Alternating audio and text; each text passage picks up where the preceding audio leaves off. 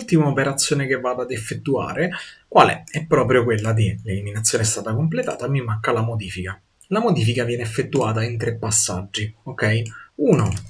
Seleziono l'elemento, ok? 2. Visualizzo l'elemento e modifico i dettagli in un form, ok? E poi l'altra tipologia di struttura quale sarà? Salva l'elemento, ok? E vai su lista. Quindi fondamentalmente queste operazioni devono essere sequenzializzate sotto questo punto di vista. Allora, la prima cosa che dobbiamo fare sicuramente sarà quella di effettuare un redirect direttamente su un'altra pagina con in un certo senso dobbiamo cercare un codice, ok, che ci identifichi l'elemento stesso, ok, e visualizzi il nostro blocco operativo. Guardate che cosa succede. L'idea in questo caso è che voglio vedere il dettaglio direttamente cliccando per esempio sul codice. Guardate che cosa succede. Vado a modificare il mio prodotto lista component da dove praticamente si attiva tutto in questo momento e sul codice vado a creare una struttura, quindi un anchor di questo tipo. A href, ovviamente guardate cosa succede, vado a farmi un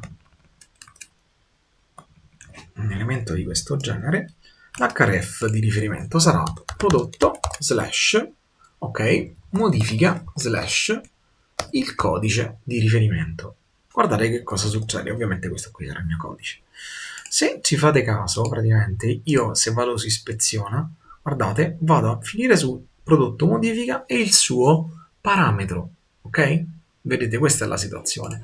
Quindi cosa succede? Se io clicco qui sopra vado, cerco almeno di andare a finire, vedete su, è istantaneo, sul nuovo indirizzo. A questo punto devo creare un componente che prende questo codice, mi filla, quindi mi riempie, tra virgolette, tutto quanto un modulo di un form di modifica.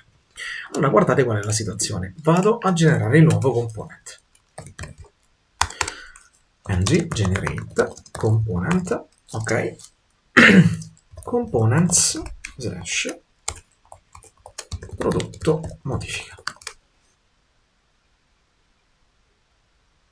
ok. A questo punto che cosa succede? Vado a creare nella mia rotta, vedete nel mio app routes, una cosa di questo tipo. È una path molto particolare.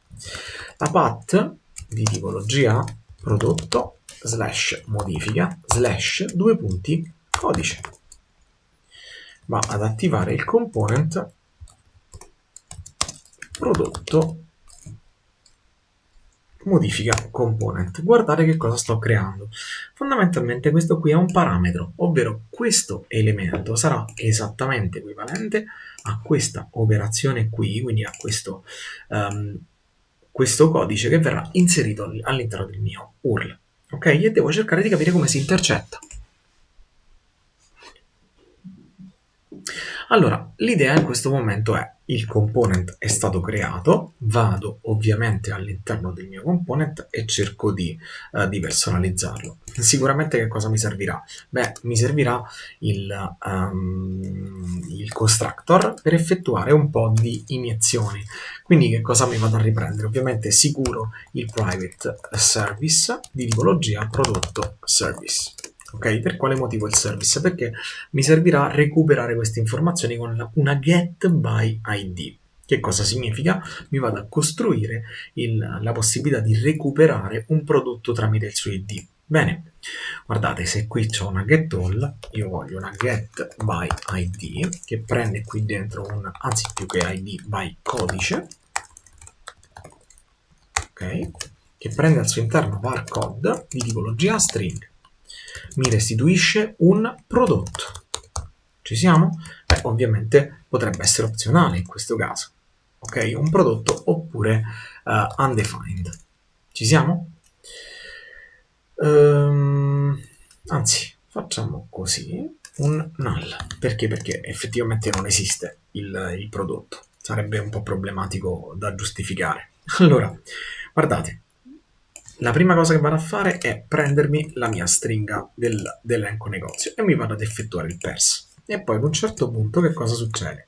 Ho aggiornato l'elenco, mi faccio una scansione del mio elenco. Se ci fate caso, praticamente è lo stesso identico dell'eliminazione. Per quale motivo? Perché comunque l'oggetto lo devo cercare. Bene, se l'ho trovato, praticamente faccio una return di che cosa? Di item.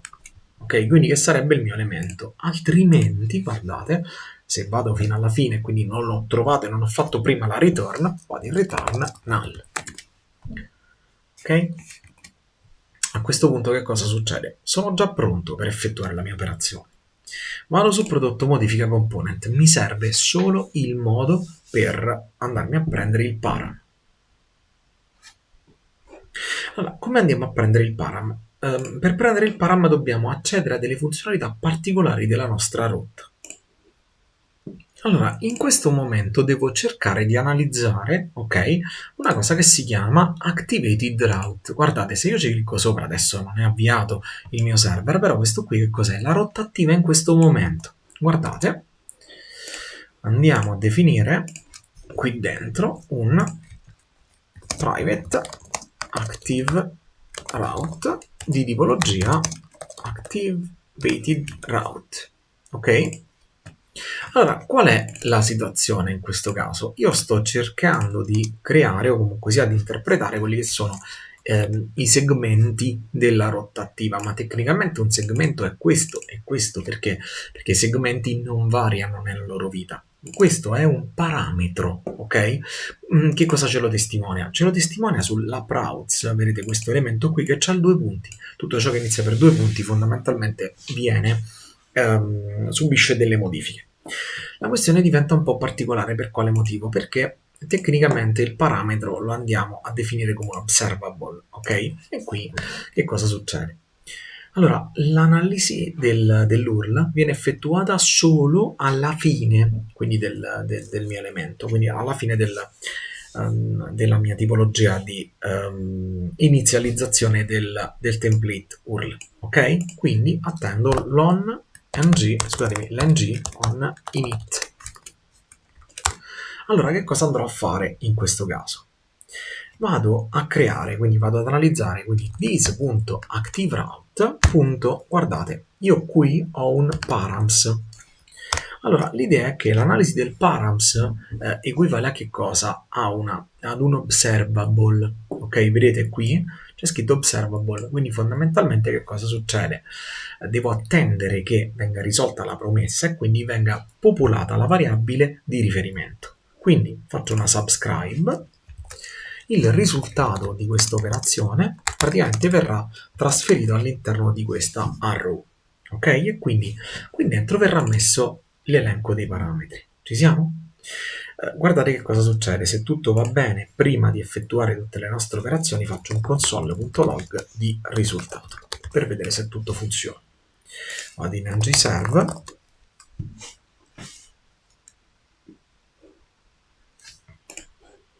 vado ad aggiornare lista, andiamo qua, clicco su vite, vedete? Se vado in console, guardate, ottengo un oggetto che ha al suo interno, vedete, un codice con AB1234, è esattamente questo quello che ci serve. Quindi in questa callback della subscribe accediamo a questo elemento. Bene, guardate qual è l'idea. In questo momento andrò a mettere qui sopra un prodotto di tipologia prodotto, anzi facciamo così, prod di tipologia prodotto, oppure undefined. Bene, l'idea è questa. Intanto mi risolvo questo elemento qui. Vado a richiamare che cosa? Allora, this.prod è uguale a che cosa? A service, vammi a cercare l'elemento tramite il codice, quindi get by codice, con risultato punto codice. Allora, l'idea però in questo momento qual è? È che non posso richiamarlo tramite property codice perché viene da un index signature, quindi deve essere dobbiamo accederci tramite, guardate, la sua notazione come se fosse una sorta di array o comunque una map, ok? Guardate qual è l'idea. Quindi this.prod potrebbe essere null in questo caso. Per quale motivo? Perché l'andiamo a definire qui sopra come undefined oppure null. L'idea qual è in questo caso? Perché se non ha un'inizializzazione effettivamente non è null, quindi l'undefined glielo dobbiamo mettere lo stesso, perché questo è quando lo riesco a popolare, questo qui è quando sono nella fase iniziale non ho il valore al suo interno, e questo qui è il valore che mi viene istituito dal service se tutto quanto va male, quindi se il mio prodotto non è stato trovato. Ci siamo? A questo punto che cosa succede? Nel mio prodotto modifica component, che cosa andrò a fare? Ma ragazzi, mi porterò esattamente uno stesso identico form come quello dell'inserimento. Faccio un attimo di CTRL C, CTRL V. È solo che questo qui sarà un modifica prodotto, il mio pulsante sarà modifica, e questo sarà il modifica. Ok? A questo punto che cosa succede? Beh, qui posso provare ad accedere a prod.codi, prod.nome, prod.desk, prod.prezzo, prod.one. Beh, tecnicamente diventa un attimo problematico. Per quale motivo? Allora, intanto non mi esiste la proprietà modifica, quindi vado a la funzione modifica. Quindi vado a mettere modifica, è una tipologia void e non fa assolutamente niente. Per il momento cerchiamo di capire che cosa sta succedendo. Ah, qui dentro però che cosa mi dice? Vedete, prod.quan non è accessibile sotto questo punto di vista. Che cosa significa? Che in pratica, ragazzi, le proprietà che stanno qui dentro non possono essere composite, ok? Quindi non possono essere degli oggetti. Quindi se effettivamente voglio effettuare delle mie operazioni di binding tramite l'engine model, non posso farlo tramite degli oggetti, o almeno non posso facilmente. Quindi guardate cosa ho fatto. Sono ritornato nella situazione di prima e questi sono gli elementi che mi devo portare dietro per la mia sincronizzazione. E infatti l'idea è proprio questa. Vado sul mio modifica, non posso generarlo così, vado ad inserirmeli in questo modo, quindi come tipologia string oppure undefined. Questi qui saranno due number, eccoli qua, e qui dentro non posso effettuare un dis.prod, quindi faccio let prodotto, facciamo così, lo chiamo prod, e qui che cosa devo fare? Ragazzi, dovrò fare una cosa un po' manuale, un po' bruttina, ma purtroppo ci serve. Quindi dis.codi uguale prod. Eccoli qua, quindi tutti quanti gli elementi. Questo qui sarà il codice, ok, perché sarà opzionale. Questo qui sarà il nome, questo qui sarà la descrizione, ok, questa qui sarà il prezzo e questo qui sarà la quantità. Ok, questo qui potrebbe essere nullable, ovvero opzionale in questo caso, e quindi potremmo non avere questo valore effettivo. Piccolo frammento di codice ed ottengo questi elementi qui sopra. Ovviamente il codice non deve essere modificabile. Allora abbiamo sul codice un read only e quindi qui non permettiamo la sua modifica. A questo punto cosa succede? Il modifica di che cosa si dovrà occupare? Di andare a ricercare l'elemento e modificare tutte le strutture che possiamo modificare sostituendole a quelle vecchie. Quindi vado ad effettuare la mia operazione. La prima cosa che dovrò fare sarà riprendere tutte queste operazioni direttamente sul modifica. Beh, ragazzi, tecnicamente quando vado a modificare l'elemento, quando vado sul TS, tutte queste tipologie di strutture sono già tutte predisposte. Quindi cosa significa? Che in pratica io devo passare semplicemente l'oggetto, ok, dove? Guardate,